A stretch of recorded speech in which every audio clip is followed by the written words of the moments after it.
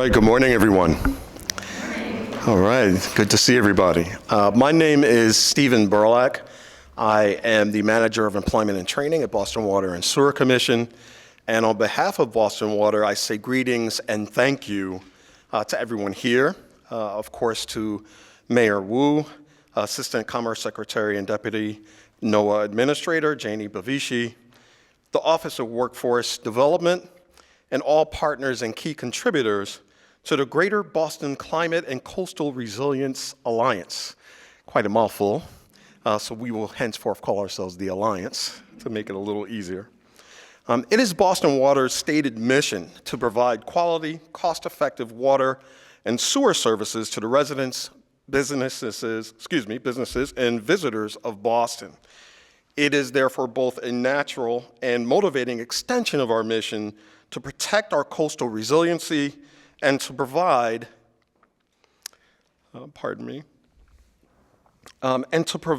both employment and training to the residents of Boston, to the hundreds of men and women who service our city 24/7.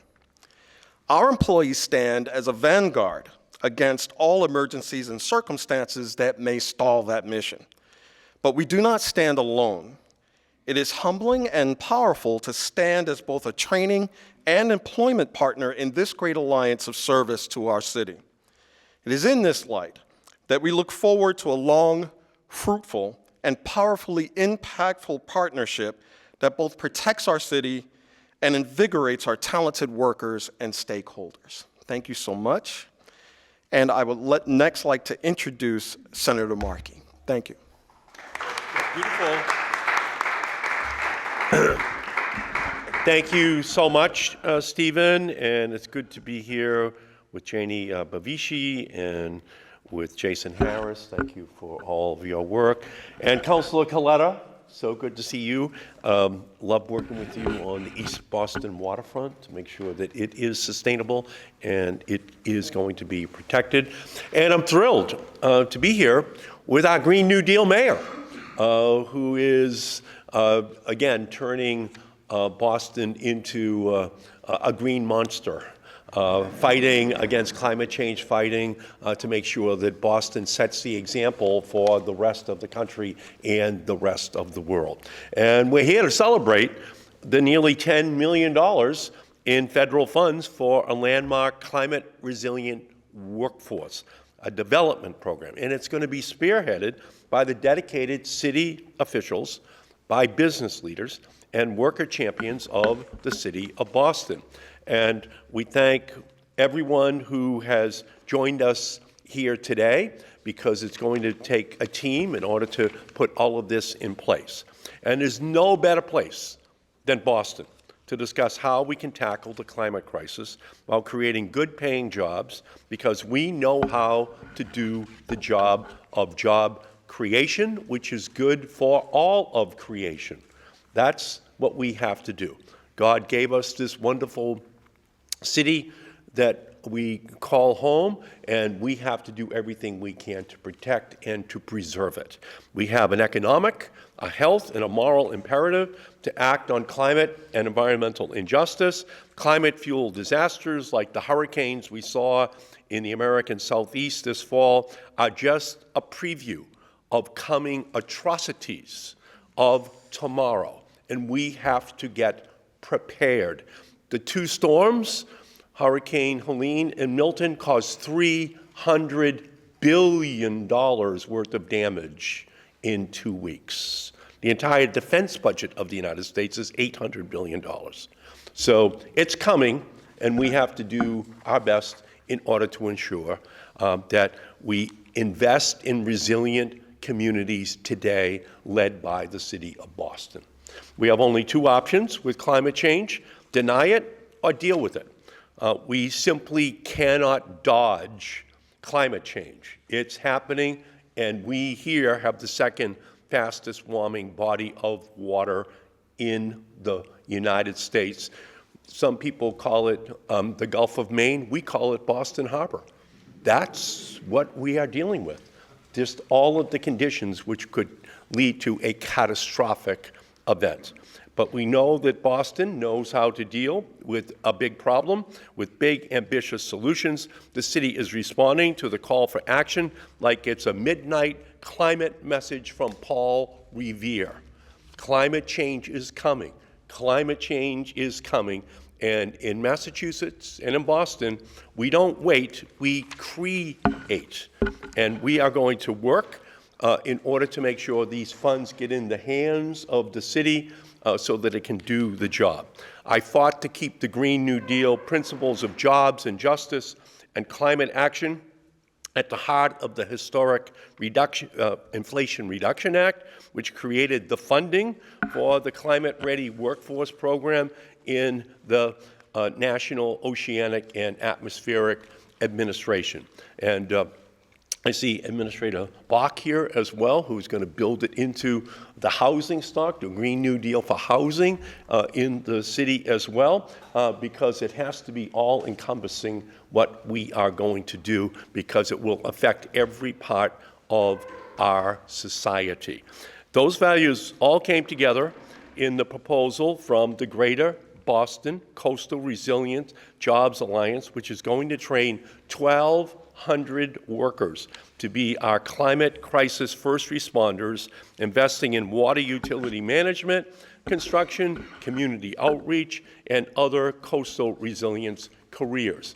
So for these 1,200 young people, it won't just be a job, it'll be a career that they are being trained for in fighting climate change, in ensuring that the community is protected. That's what this is all about. In Boston, and Chelsea, and Revere have already secured more than $75 million in just 2 years from the Inflation Reduction Act and the bipartisan infrastructure law for resiliency projects that range from building climate-smart transportation corridors in Roxbury to greening the Chelsea Creek waterfront to making the MBTA Blue Line more flood resistant.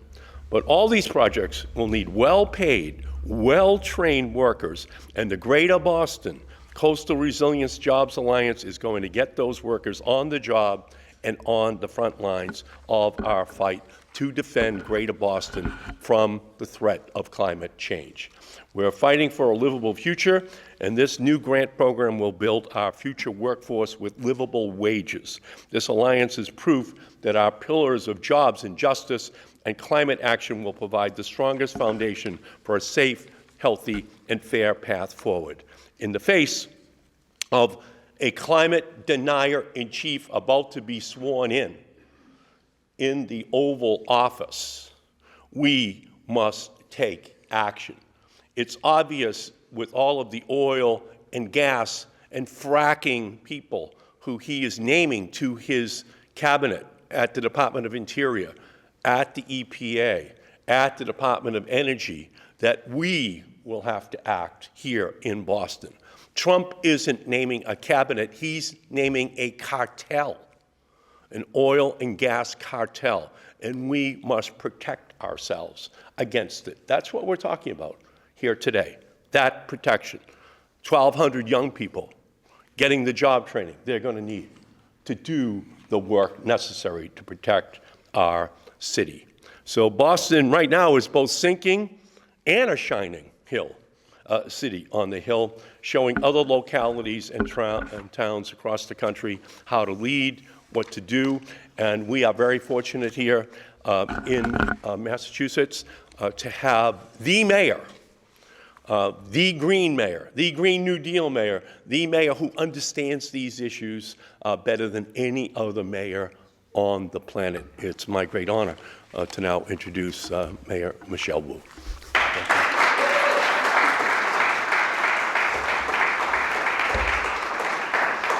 Good morning, everyone. Thank you so much to Senator Markey and to all of our colleagues and allies and distinguished guests who are here with us from city, state, federal government, as well as, most importantly, across our community. We are, as you heard, in urgent times. And Boston is a city that has always been defined by our relationship to the water as a safe harbor for nearly 4 centuries to all those who have come, and as a coastal city that has, through thick and thin, needed to understand how to harness the power of the ocean and the benefits that it brings, while also protecting our communities against the impacts. I don't need to tell this room how many signs and signals we get every single week about why we need to act now. It's the sunny day flooding that happens multiple times a year.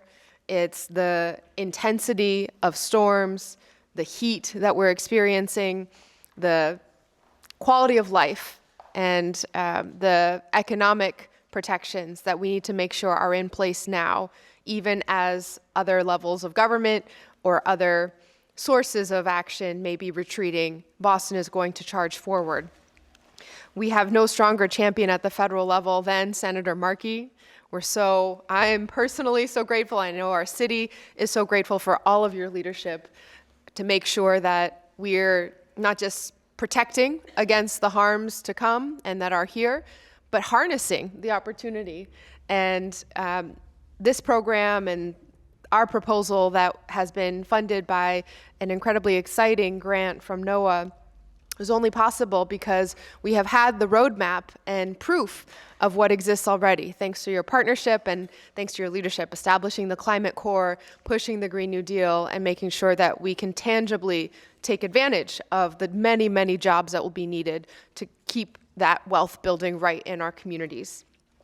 I'm so thankful to Janie Bavishi, our Deputy Administrator and Assistant Secretary of Commerce for NOAA, to City Councilor Gigi Coletta Zapata, who is the waterfront counselor, to Jason Harris, owner of Parterre Garden Services, and a representation of what it means for our local businesses to be involved at every stage of this. And of course, Stephen Burlack from our Water and Sewer Commission, and all of the many, many leaders that are taking care of not just making sure people have basic access to city services, but to do so in a way that is sustainable. As we look around this room, there are so many different city departments and partners that are already proving the case. We are at the city level, not just standing firm in the mission and the goal at a high level to make sure that Boston is leading the way. It's all about the nitty-gritty details here.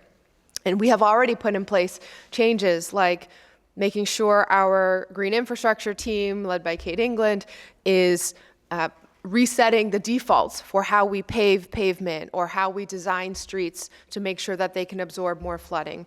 Our Boston Housing Authority, under Administrator Bach, has already been prioritizing ways that we can use geothermal and other green infrastructure retrofits to help save money for residents and to ensure that they are living with the healthiest homes in Boston.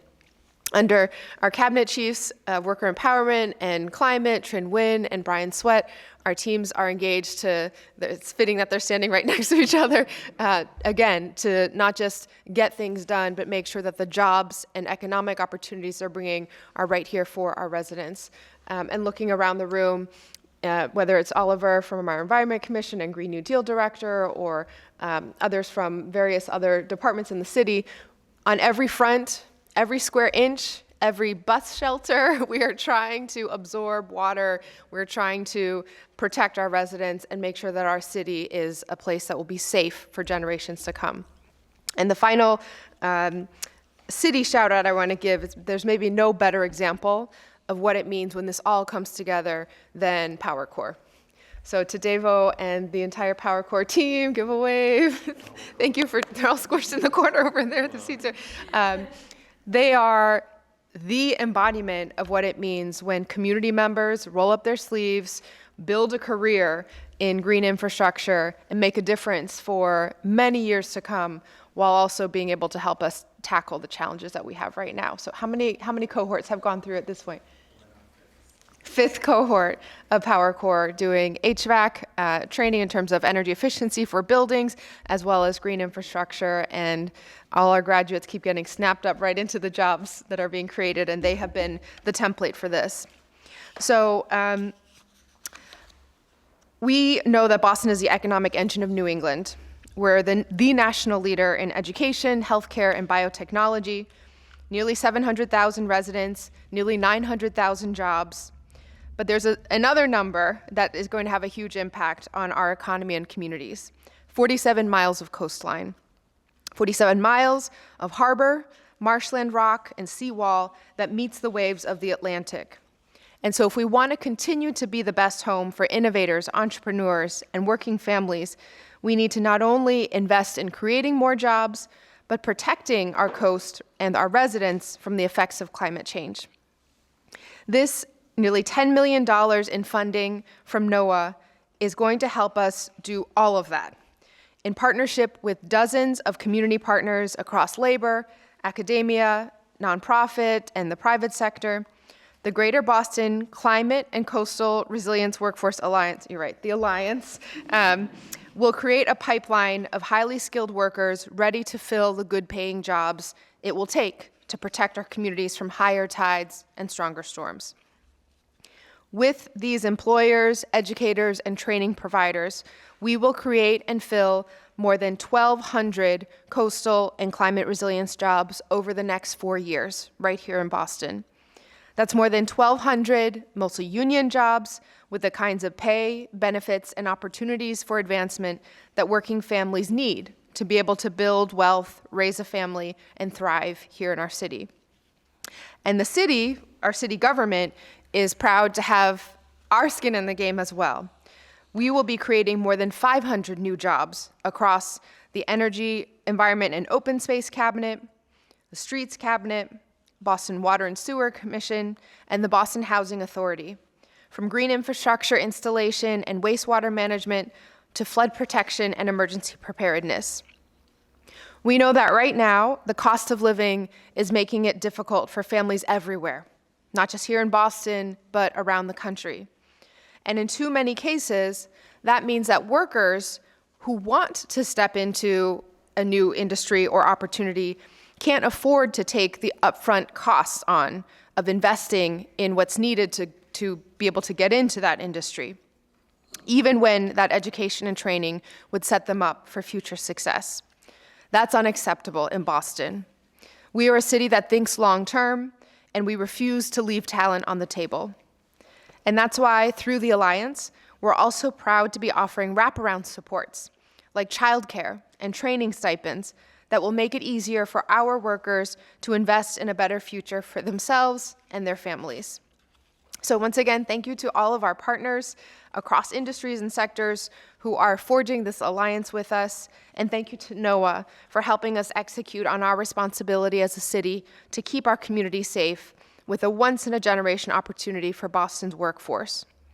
To be a climate-ready city, we need a climate-ready workforce, and today's announcement helps us create that workforce, guaranteeing good jobs for Boston's families and a resilient coastline for generations to come. So I also want to thank our interpreters who are here today for many, many technical words being interpreted. And I will pass it on to City Councilor Gigi Coletta Zapata, who will be followed by Janie Bavishi and then Jason Harris.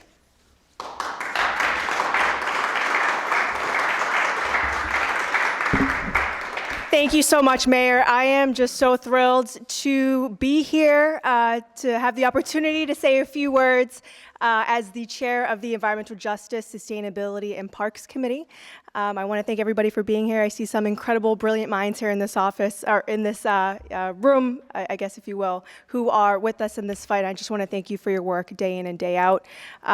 I want to be sure to thank our federal leadership, Senator Markey. I got a chance to intern for the senator, actually, in Washington, D.C., and I got a chance to sit in meetings where he went toe-to-toe with some of our largest polluters, and it was a great education for me to understand what effective advocacy is. And so I just want to thank him so much for his advocacy, and I told him that I am so grateful that he's down there to help us in this fight as we stare down this existential threat of of climate change. I also want to thank Mayor Michelle Wu for your leadership. I want to thank your cabinet members. They are all incredible individuals, and I know a lot of legwork went into this to make this a reality, so thank you so much. I want to be sure to recognize you. Also, our state partners and other federal partners.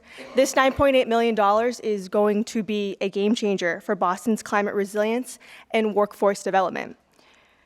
There is a critical need, I think it's already been mentioned, but there is a critical need for a skilled workforce within the blue and green economies to address climate challenges, protect our coastlines, and ensure the sustainability of Boston's neighborhoods. And I am also very proud to represent, I think, the district with either the most or the second most coastal frontage. And so I know what will happen if we don't act. There are thousands of residents that stand to be displaced if we don't stand up and collectively work together in this fight. And this funding isn't just about resilience. It's about economic opportunity for nearly 1,300 individuals over the next 4 years. The newly launched alliance is a symbol of our collaborative approach that I mentioned, bringing together diverse stakeholders to build training programs and career pipelines. This is a step forward towards a more sustainable and inclusive and green Boston. I'm confident that this investment will not only protect our city, but also empower its residents with high-quality, forward-looking jobs. A lot has been said about attracting talent to Boston to address this crisis. What this investment does is affirm that we recognize that it is our young people here in Boston, those I meet in schools, at BCYF centers, and in the Power Corps. We're affirming that they have the brilliance and the potential to help us in this fight. And so I urge everyone to stay engaged, whether as a partner, trainee, or advocate, and just want to remind everybody that collective action will shape Boston's legacy as a climate leader. Together, we're not just preparing for the future, we're building it. Thank you, everybody. It's now my honor to introduce Janie Bavishi, Deputy Administrator and Assistant Secretary of Commerce for Oceans and Atmosphere. NOAA, come on up.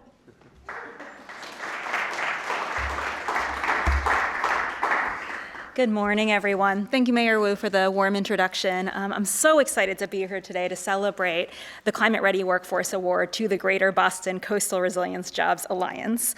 I have spent much of my career focused on helping communities like Boston prepare for, adapt, and build resilience to weather and climate events. Before coming to NOAA, I actually served as the director of the New York City Mayor's Office of Climate Resiliency. And I was actually just reminiscing on the fact that just 6 years ago, I came wearing a different hat with my team in New York City to Boston to exchange lessons learned and strategies on how to build more resilient cities. So very excited to now be here to celebrate this award. But from my local experience, my work was focused on overseeing a plan to prepare the city for climate change and having members of our workforce trained in adaptation and resilient solutions was really critical to this effort. And that's why I know firsthand how important awards like this $10 million investment is to the city and the region. And it's made possible through NOAA's Climate Ready Workforce Initiative. This award was one of 9 amazing projects that NOAA's National Sea Grant College program supported with Inflation Reduction Act funding, which will train and place workers in good-paying jobs to combat the climate crisis in their communities and accelerate NOAA's efforts to build climate-ready nation. And thank you, Senator Markey, by the way, for all your advocacy to fight for this kind of funding for NOAA. Thanks to this grant funding, Boston's Office of Workforce Development will have resources to train and build a skilled climate resilience workforce to implement the climate resilience plans for the city of Boston, Massachusetts, and the region. Workers participating in this program will gain skills to help them understand and use climate information, design and implement nature-based solutions, and contribute to the city and region's emergency preparedness and response. And they will also be part of a cohort of projects and partnerships that are coming together across the nation to train workers in climate resilience, including programs focused on strengthening energy and water infrastructure in American Samoa, elevating homes and retrofitting buildings to mitigate flooding in Louisiana, and cultivating the next generation of tribal leaders prepared to steward natural resources in the face of changing environmental conditions in Washington state. These are all jobs that people are already doing, but they aren't always recognized as climate jobs. All of these projects demonstrate the importance and power of partnerships. Each of these Climate Ready Workforce Awards will bring together the strengths of regional, public, and private partners, including businesses, industries, universities, and colleges. Each project has developed training and job placement to address the most pressing climate resilience needs in their communities. And the power of partnerships is strongly demonstrated by the breadth and depth of partners here today. Thank you all for contributing to this important effort. The work you are and will lead to build a climate-ready workforce here in New England is so crucial to building thriving, prosperous communities. All communities and sectors are experiencing the impacts of climate change, and they're experiencing them now. In the 1980s, we saw a $1 billion disaster every 4 months. Today, we face one every 3 weeks. It's a stark reminder of the escalating risks we're up against.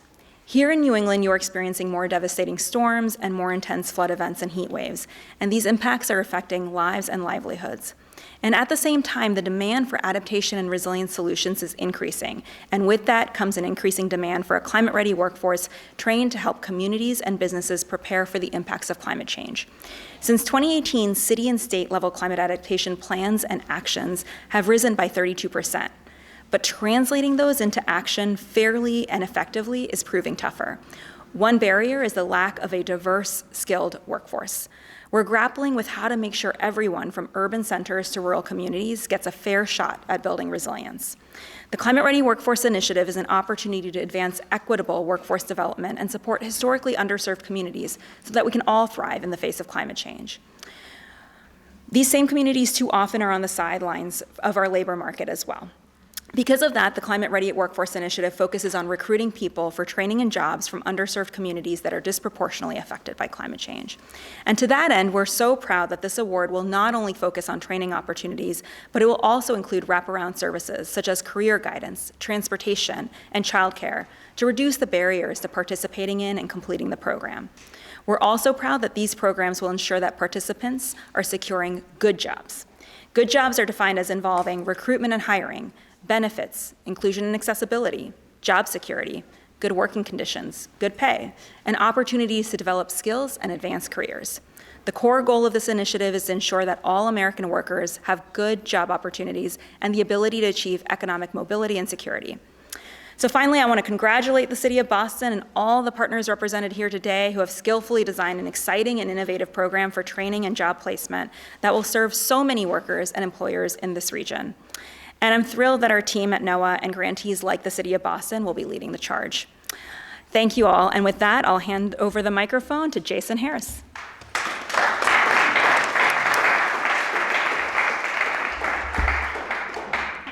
All right, my first press conference, so this is very impressive.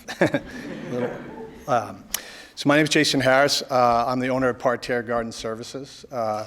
We are a landscape construction, design, build firm. We're currently in North Billerica. We're about $17 million. We've been in business for 25 years.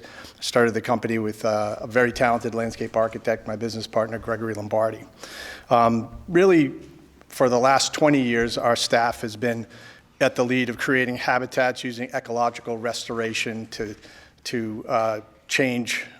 give wildlife a diverse array of habitats, provide space for wildlife to respond to climate change. So we've been talking about this for 20 years. More recently, beginning in 2018, we began to work with the City of Boston to remove invasive species and to restore native species on urban wild sites such as Rosendale Wetlands, Mattahunt Urban Wild, and several other Boston parks, Franklin Park. I think we did something with the giraffe exhibit or whatever, which was very cool and got me a lot of points with my kids. Since 2020, we've been more engaged in green infrastructure and understanding and learning and becoming thought leaders with green infrastructure. Our team has worked with Power Corp since then.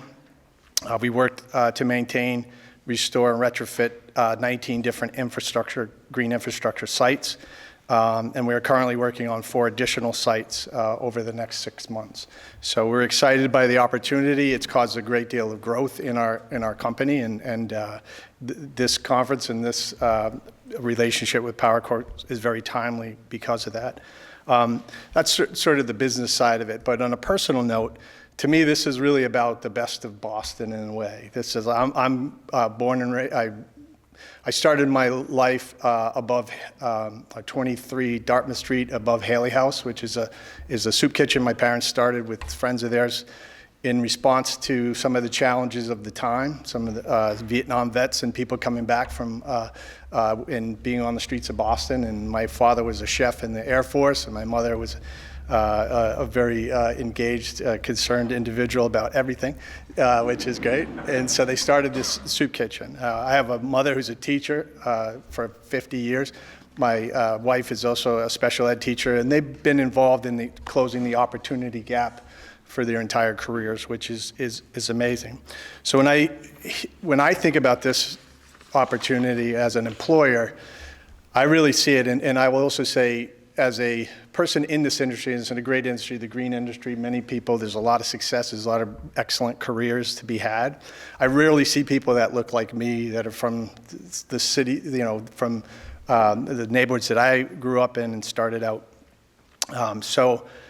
And that's a shame, because and I think Mayor Wu and Senator Markey both echoed this idea, is there's a difference between getting a job and having a career. And so what I see this as an opportunity to work with PowerCorps and just in general is to help young people understand what the real opportunity. As we all know, when you see great challenges, and there's probably no greater challenge than that we face right now, and Mother Nature is fairly undefeated, so we have a lot of work to do. But with any great challenge, there's always great opportunity on the other side. So when I talk to PowerCorps and some of those folks, I say, like, yes, we see this challenge, but understand it, learn it, gain expertise, and you can come out on a win on the other side. So, and I'm really excited by the chance. I think we have 2 PowerCorps people that we've offered jobs, or we will be offering jobs that will join my company, which is really important for us. We need people. We've grown from 20 people. We're expecting to be somewhere near 40 people in our ecological division. We do work from Cape Cod to Maine. We've just got a lot of work in Maine over the last several years. So we need these folks to do it. And for me, there's no greater win when you can take private, nonprofit, local government, even federal government, put them together to solve, to make creative, innovative solutions.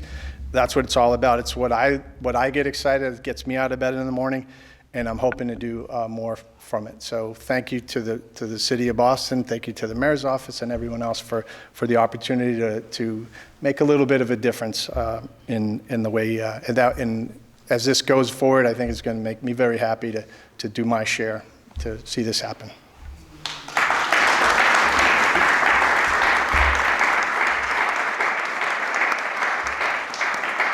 Great.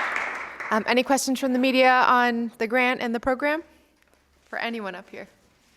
Can you give us your thoughts in Spanish? Oh, sure. Estamos hoy para anunciar un poco de anuncios muy emocionantes para la ciudad y para todos aquí. Es una creación de una alianza sobre la provisión de trabajos climáticos en la manera de infraestructura verde. Es importante en este momento con la urgencia del cambio climático en Boston y particularmente la inundación.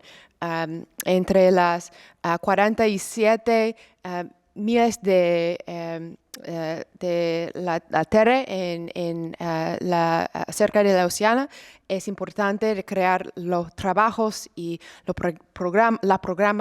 programas de entrenamiento para todos nuestros residentes de ser parte de esta fuerza laboral.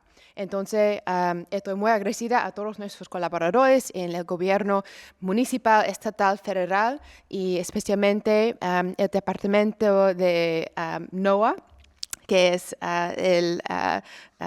que ha proveído fondos para Boston para crear 1,200 trabajos en la próxima 4 años. Yes. Is there any concern that this grant could be at risk of not being fulfilled under the new administration? Is that a possibility that you're preparing for? So I will turn it over to our federal leaders as well, but I had the chance when many of us were down in DC to also meet with federal officials about the grants that the City of Boston has been awarded over the last 3 years of this federal administration and the status of what will happen as transitions also occur. This particular grant is already under contract, and so legally it cannot be revoked. From that perspective, it has been announced and also is now binding with legal language. We have been doing a review of all of our grants that have been awarded. We're very grateful that thanks to the senator and our federal delegation and the proof that's been made possible in the great applications and programs that have been put forward, Boston was awarded a significant amount of federal dollars, and we have a small number that we're still trying to make it into contract form in the next couple weeks as well. Any thoughts? Do you want to add anything, Senator, on No, federal grants, or? again, the contract has been finalized, so the money is secure. And there may be some people who are going to be in the next administration who thinks that legally binding contracts do not have to be honored, but they're in for a rude awakening. So all of these contracts, which the mayor has bid for and are going to be cutting edge projects for a generation to come, that funding is secure.